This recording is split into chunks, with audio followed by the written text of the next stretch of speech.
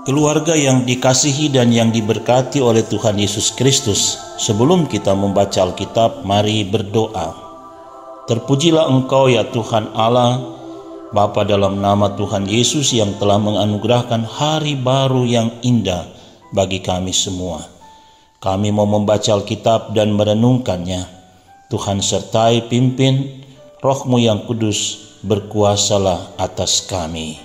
Dalam namamu kami berdoa. Amin. Renungan harian keluarga kita hari ini Selasa 12 April tahun 2022. Firman Tuhan dari Injil Lukas pasal 23 ayat 35 hingga 39. Demikian. Orang banyak berdiri di situ dan melihat semuanya.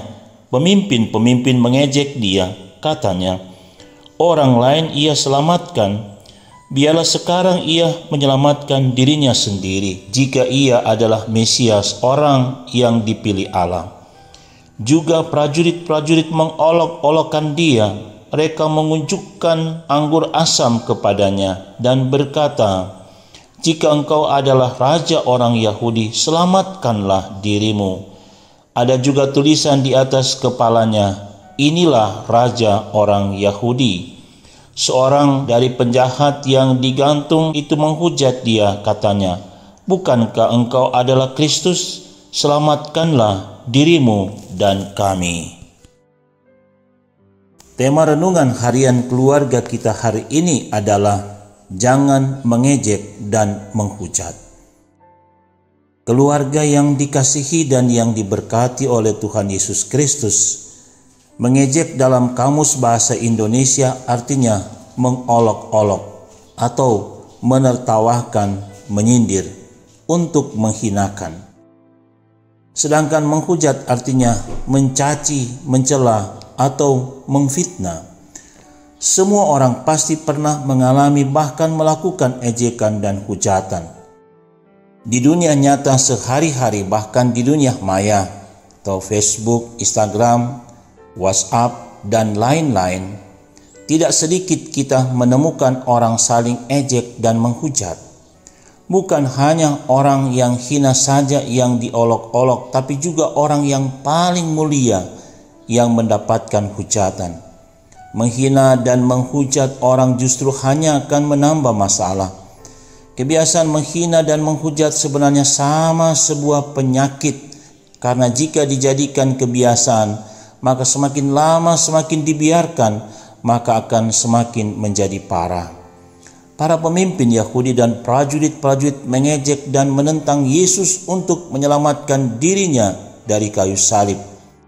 Jika ia sebagai raja orang Yahudi akan menyelamatkan bangsa kita dari orang-orang Romawi, maka biarlah Yesus menyelamatkan dirinya sendiri dari orang-orang Romawi yang kini sedang menguasainya. Yesus dihina, dicerca, dihujat, dan diperlakukan serendah-rendahnya dengan segala cara. Betapa mengherankan melihat kebiadaban manusia, tidak merasa prihatin sama sekali, malah senang melihat dan mengejek seperti itu. Mereka tahu bahwa Kristus adalah orang yang dipilih Allah, dan orang Yahudi menghukum Yesus karena dia telah mengaku sebagai raja orang Yahudi. Mereka mengunjukkan anggur asam kepada Yesus dengan sombongnya, seakan mengajak bergabung untuk minum bersama-sama dengan mereka. Ayat 36 hingga 38. Keluarga Kristen diajak memahami bahwa penyaliban Yesus adalah untuk menebus dosa manusia. Oleh karena itu, jangan lagi kita melakukan hal-hal yang jahat, termasuk mengejek dan menghujat orang lain. Sebab mengejek dan menghujat sama dengan menghina Sang Pencipta. Amsal 17 ayat 5. Kitab 1 Petrus 2 ayat 21 sampai 23 mengatakan, sebab untuk itulah kamu dipanggil, karena Kristus pun telah menderita untuk kamu dan telah meninggalkan teladan bagimu, supaya kamu mengikuti jejaknya. Ia tidak berbuat dosa dan tipu tidak ada dalam mulutnya. Ketika ia dicaci maki, Ia tidak membalas dengan mencaci maki. Ketika ia menderita, ia tidak mengancam, tetapi ia menyerahkannya kepada Dia yang menghakimi dengan adil. Ketika Yesus sedang disalib, ia pun masih diejek dan dihujat, tetapi Yesus tidak membalas, justru mengampuni.